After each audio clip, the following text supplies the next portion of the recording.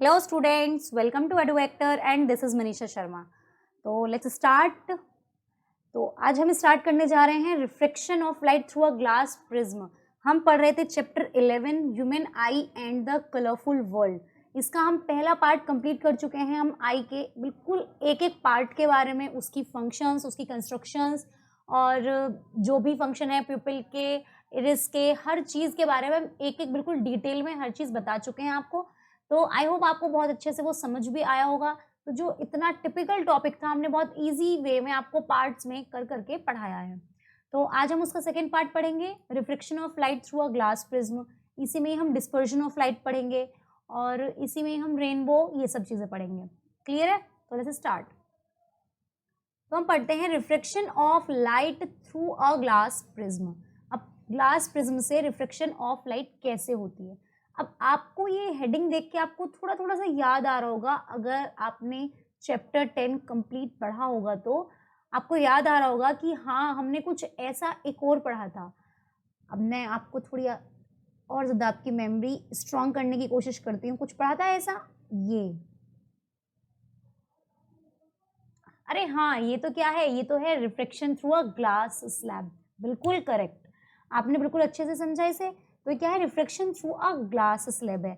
हमने ये पढ़ा था। हमने इसमें क्या चीज़ देखी कि एक इंसिडेंट रे ऑफ लाइट आती है, ये जो इसके कॉर्नर है यहाँ पे बाउंड्री पर आकर टकराएगी। टकराने के बाद वो टुवर्ड्स द नॉर्मल हो जाएगी, फिर उसके बाद वहाँ से वापस एग्जिट हो जाएगी। तो हमने ये चीज़ें पढ़ी। तो ये अपना डायरेक्शन कहाँ कब चेंज कर रही है, अपोजिट साइड पे ये अपना डायरेक्शन चेंज कर रही है। यहाँ हम कह सकते हैं कि रिफ्लेक्टेड सरफेसेस उसकी कहाँ पर है। अगर हम रेक्टेंगुलर की बात करें तो सरफेसेस उसकी कहाँ पर है, अपोजिट है। क्लियर है? लेकिन अगर मैं आपको यही चीज़ बोलूँ कि अब आप ट्राइंगल में भी कुछ इस टाइप का ही इंसिडेंट और रिफ्लेक्टेड रे करो, तो आप क्या करेंगे, ऐसे बनी, ऐसे आपको कुछ इस टाइप से दिखाई देगा। तो अगर हम इसकी बात करें तो हमने क्या किया था, इसे फिर डॉटेड लाइंस से ऐसे मिलाया था। आपको याद आ रहा होगा बहुत अच्छे से। फिर हमने इसका नाम दिया था इसे लेटरल डिस्प्लेसमेंट। क्लियर है? तो हमने देखा था कि इंसिडेंट लाइट और इमर्जेंट रे दोनों क्या है, एक दूसरे के पैरेलल है। क्लियर? दोनों क्या है, एक दूसरे के पैरेलल है। लेकिन अगर हम प्रिज्म में देखें, अगर हम प्रिज्म कैसा होता है, ट्रायंगुलर प्रिज्म देखना है हमें, इसमें देखें तो इसमें कोई लाइन एक दूसरे के पैरेलल ही नहीं होती है।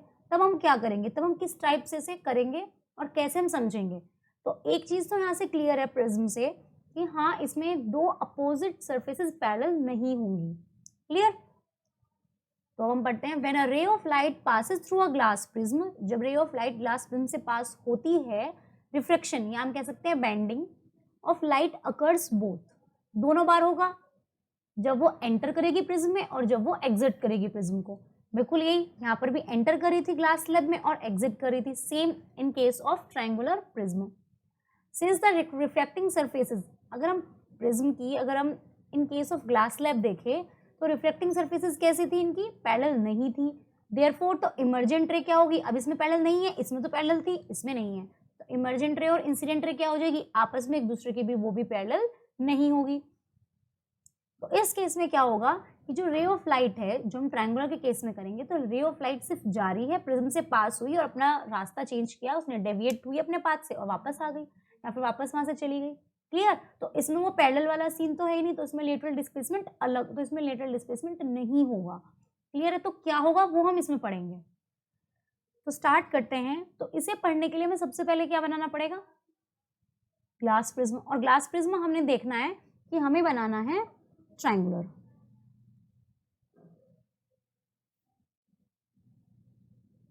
तो ये क्या है हमारे पास, ये है हमारे पास ट्रायंगुलर ग्लास प्रिज्म।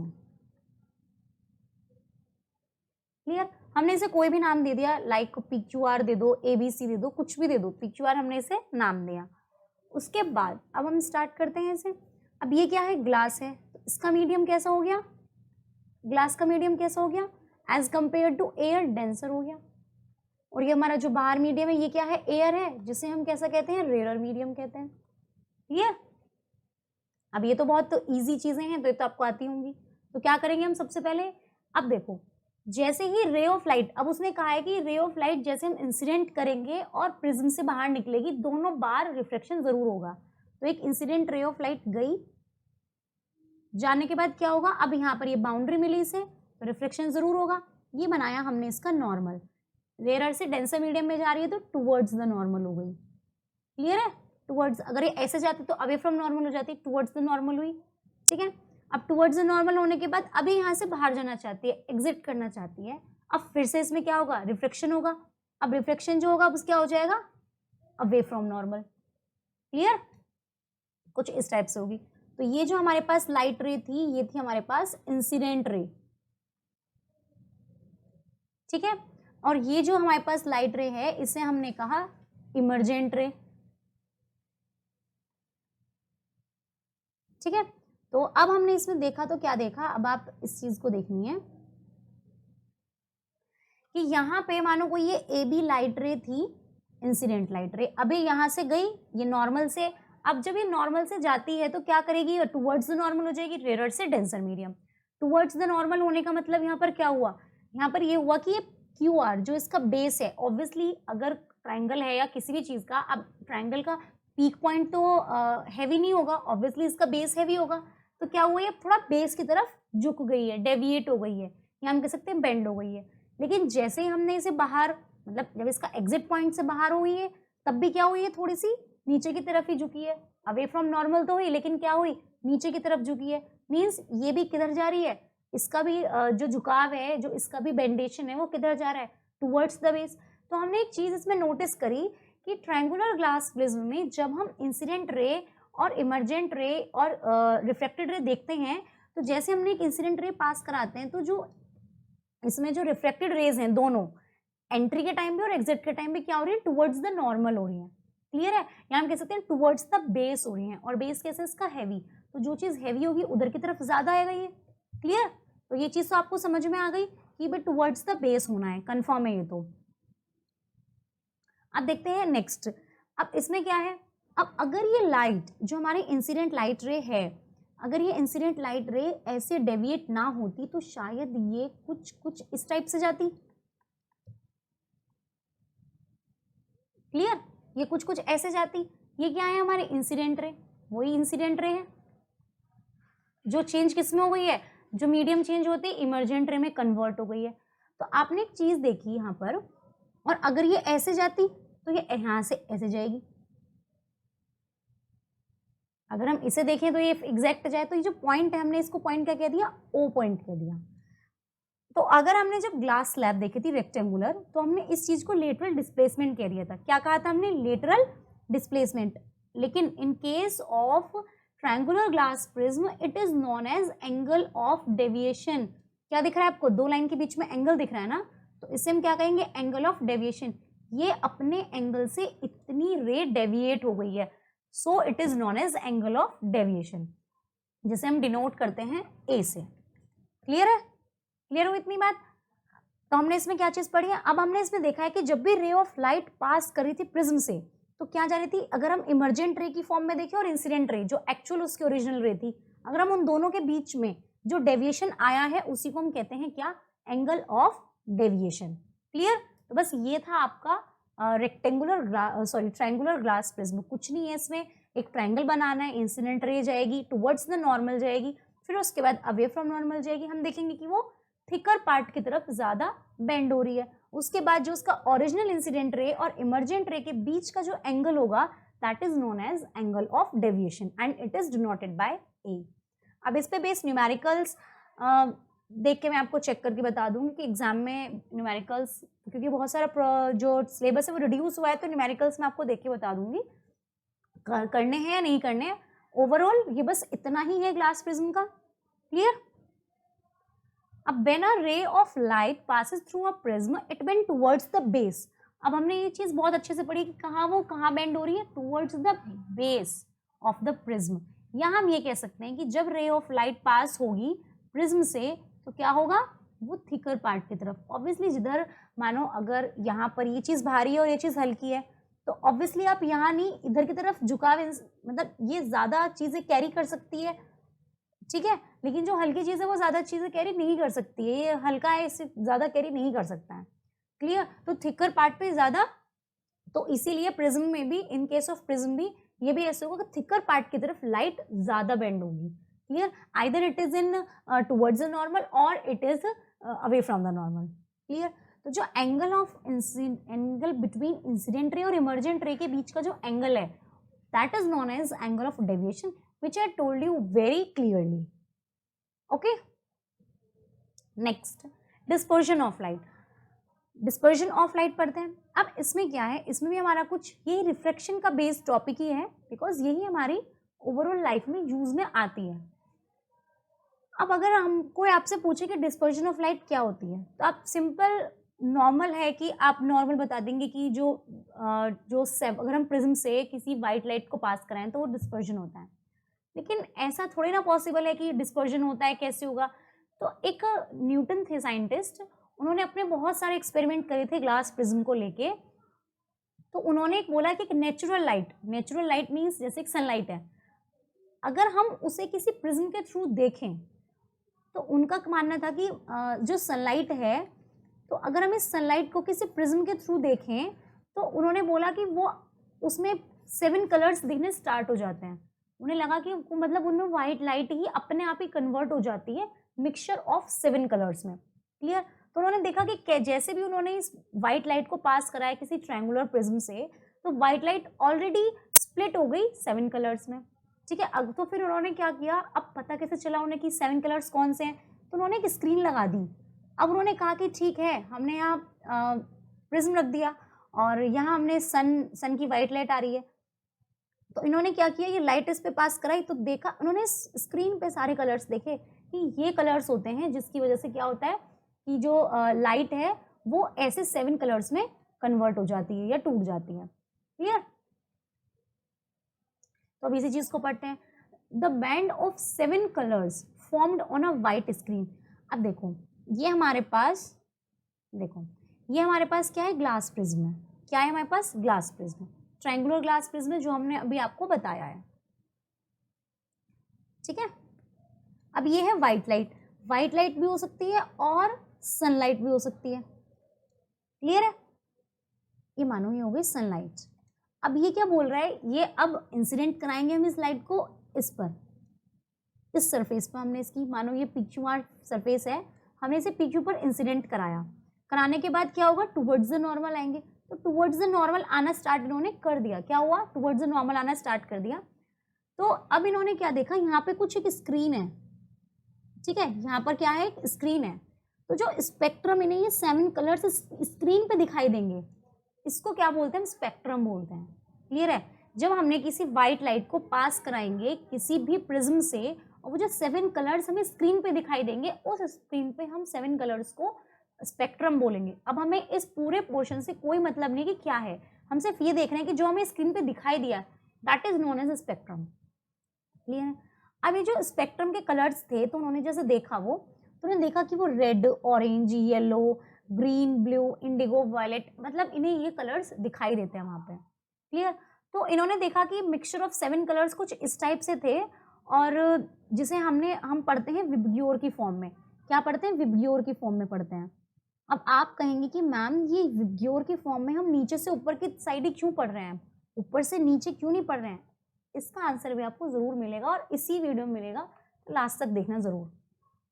जिसमें V stands for violet, I stands for indigo, B for blue and G for green, Y for yellow and O for orange, R for red. तो इसीलिए हमने इसे क्या एक नाम दे दिया, डिनोट कर दिया ऐसे ही, विबग्योर। अब इतना सारे एकदम से बच्चों को याद ना हो, इस वजह से हमने इसको क्या बना दिया, विबग्योर बना दिया। अब आप इन्हें सबको बहुत अच्छे से समझ जाएंगे और आपको वापस से लर्न करने की जरूरत नहीं है, कोई ट्रिक नहीं है, कुछ नहीं है। क्लियर, अब ये पोर्शन तो हुआ स्पेक्ट्रम ऑफ लाइट का, ये तो हुआ स्पेक्ट्रम ऑफ लाइट का।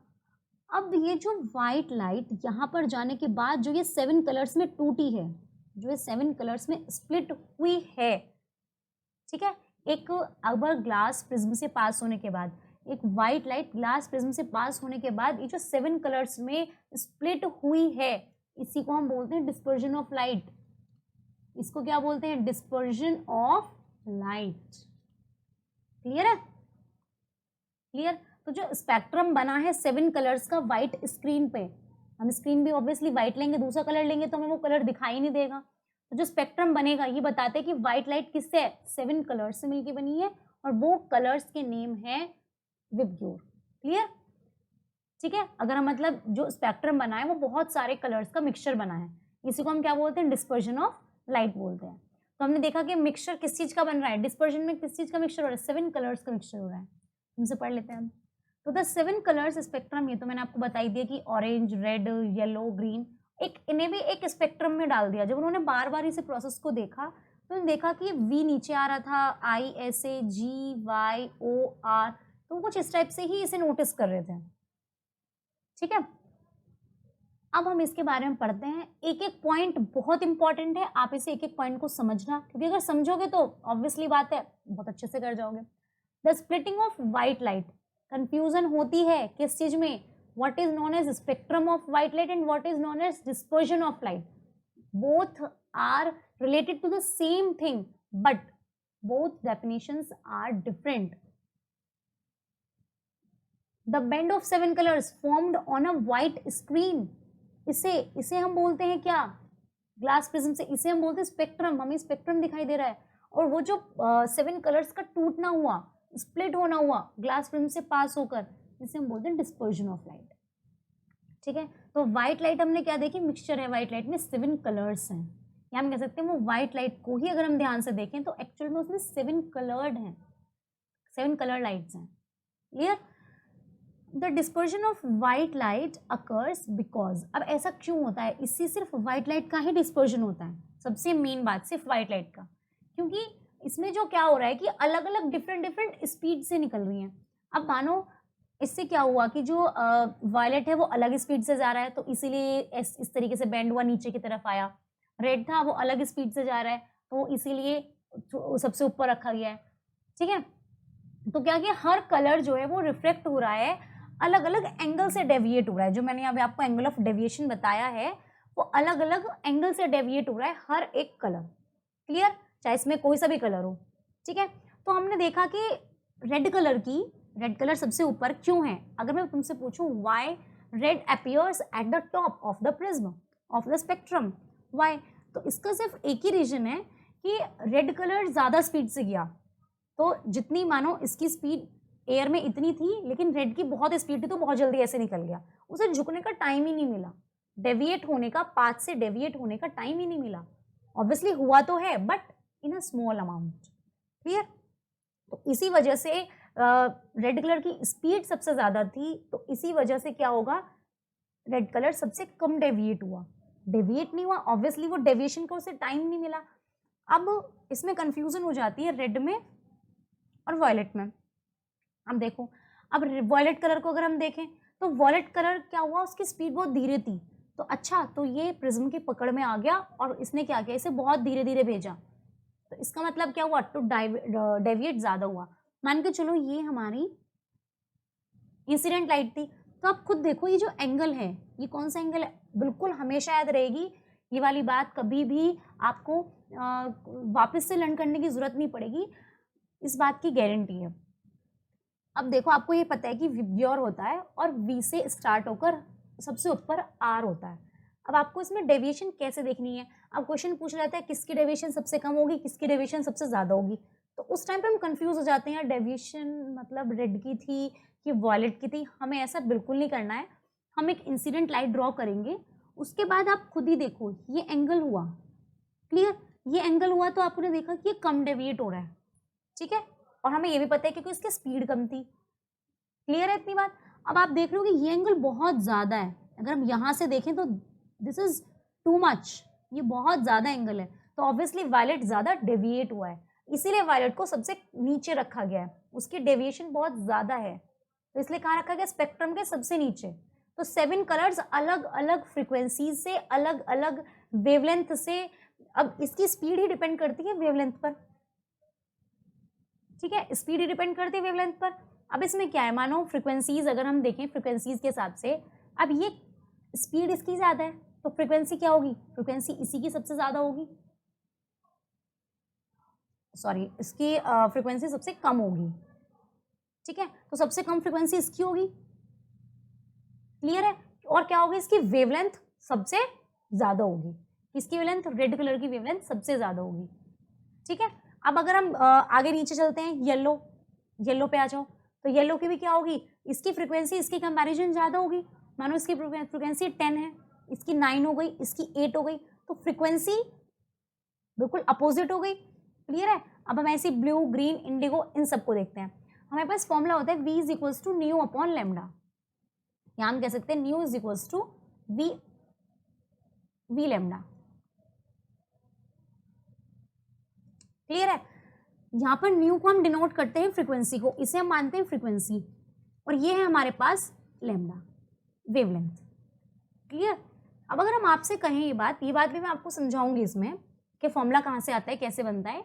अगर हम बात करें on the basis of speed, अगर आपने स्पीड पढ़ ली तो आपको ना फ्रीक्वेंसी में कभी कोई टेंशन होने वाली है, ना ही वेवलेंथ में। क्वेश्चन पूछता है और यहीं से आता है क्या कि वेवलेंथ बताओ, रेड की ज्यादा होगी या वॉयलेट की ज्यादा होगी, इंडिगो की ज्यादा होगी कि ग्रीन कलर की ज्यादा होगी, और यही बच्चा कंफ्यूज हो जाता है, वेवलेंथ किसकी ज्यादा बताऊं और क्या कहते हैं उसे, फ्रीक्वेंसी किसकी ज्यादा बताऊं, किसकी कम बताऊं। ये नहीं करना है।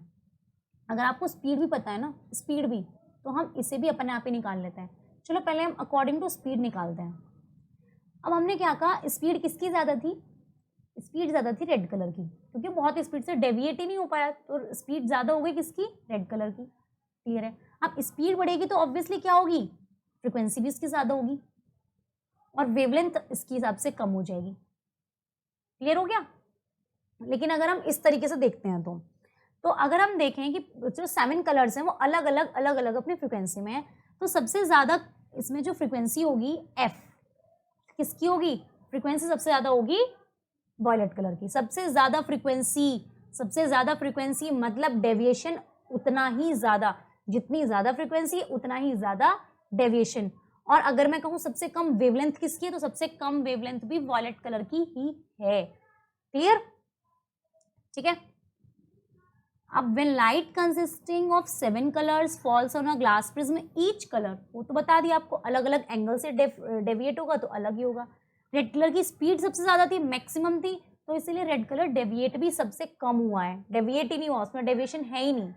ठीक है, जिसकी वजह से उसको सबसे ऊपर लगा दिया गया। लेकिन अगर हम वॉयलेट कलर की बात करें तो मिनिमम स्पीड होती है, कितनी होती है? मिनिमम स्पीड होती है, तो वॉयलेट कलर सबसे ज्यादा डेविएट हुआ, इससे बॉटम में लगा दिया गया। क्लियर? अब हम बढ़ते हैं next, recombination of spectrum colours due to give white light.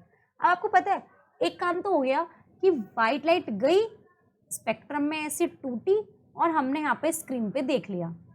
अब हमने क्या किया, यहाँ पे स्क्रीन लगा दी तो हमें वो स्पेक्ट्रम मिल गया। लेकिन अब हमने क्या करना है, ये स्पेक्ट्रम को, इसे स्क्रीन को नहीं लगाना है। हमने स्क्रीन नहीं लगाई और वापस से एक प्रिज्म रिवर्स अपोजिट डायरेक्शन में, अपोजिट करके, रिवर्स करके हमने वो प्रिज्म ऐसे लगा दिया। लगाने के बाद हमने देखा कि जब हमने व्हाइट लाइट यहाँ से इंसिडेंट कराई थी, ये 7 कलर्स के बैंड में टूट गई। उसके बाद जब हमने इसे रिवर्स करके किया तो ये वापस से इसके अंदर ये सारी लाइट जाएंगी, एक एक करके। रेड गई थी तो रेड भी यहाँ से पास होगी, रेड का अपना डेविएशन होगा, फिर से ग्रीन, येलो, उन सबका अपना होगा। तो जब हम इसे 2 प्रिज्म से बाहर देखेंगे तो हम बाहर 2 प्रिज्म लगाने के बाद देखा वापस से उन्होंने हमें क्या दे दी? व्हाइट लाइट दे दी। क्लियर? तो इसने जो ये वाला प्रिज्म था, इसने क्या किया कि स्प्लिट कर दी व्हाइट लाइट को 7 कलर्स में। फिर इसने क्या किया, इसने इस वाले में जो उसके बराबर में रखा है, इसने इन 7 कलर्स को फिर से सबको कंबाइन किया। क्या करा? कंबाइन किया स्पेक्ट्रम को, दोनों के स्पेक्ट्रम को पूरी तरीके से, और वापस से हमें क्या दे दी? व्हाइट लाइट दे दी। क्लियर है? तो इतनी बात आगे समझ में? बस ये रिकॉम्बिनेशन है स्पेक्ट्रम का, कलर्स का, टू गिव व्हाइट लाइट्स। तो 7 कलर्ड लाइट्स ऑफ स्पेक्ट्रम, वो भी हम रिकम्बाइन कर सकते हैं जिससे कि हमें व्हाइट लाइट मिल सके। अब हम पढ़ते हैं रेनबो। अब आप कह रहे होंगे सब कुछ थोड़ा सा मिलता जुलता है रेनबो से, ठीक है। तो अगर हम देखें स्पेक्ट्रम का सबसे अच्छा और सबसे बेस्ट एग्जाम्पल रेनबो होता है। अब आप देखते हैं रेनबो में भी सेम विब्ग्योरी बनता है, वही 7 कलर्स टूटते हैं। अब वो टूटेंगे, आप एक बात खुद सोचो, सनलाइट के प्रेजेंस में टूटेंगे because it is a white light. Clear? तो जो कि, और सबसे बड़ी बात है कि ये ऐसे एग्जाम्पल है डिस्पर्शन का जो हमें खुद नेचर ने दिया है। इसमें हमें प्रिज्म लगाने की जरूरत नहीं है, इसमें क्या है कि नेचर खुद दे रहा है हमें। क्लियर?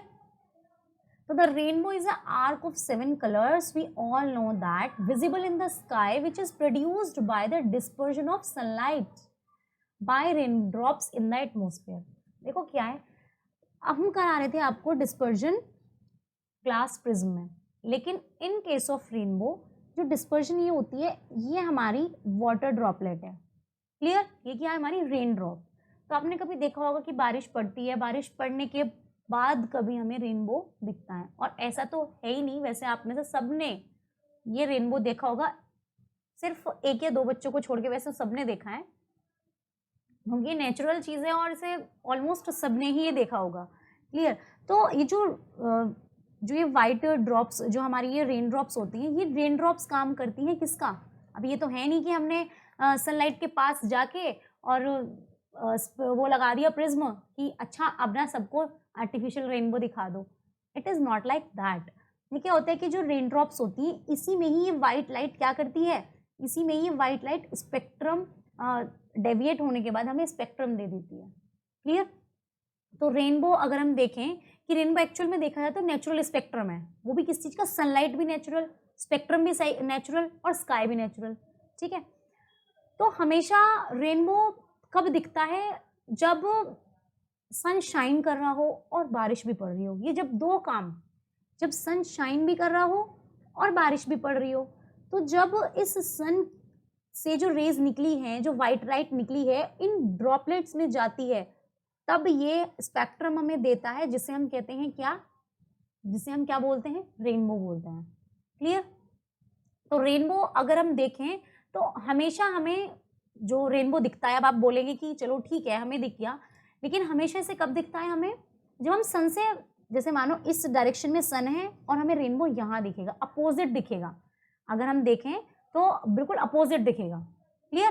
तो रेनबो हमेशा अपोजिट होता है सन के। आगे आपको समझ में? रेनबो कब बनता है? कब बनेगा? तब हल्की हल्की सी धूप भी निकली हो और बारिश भी पड़ रही हो। क्लियर? तो जो ड्रॉपलेट से जब वो लाइट पास होगी तो हमें क्या दिखेगा कि वो 7 कलर्स में टूट रही है, 7 कलर्स में स्प्लिट हो रही है।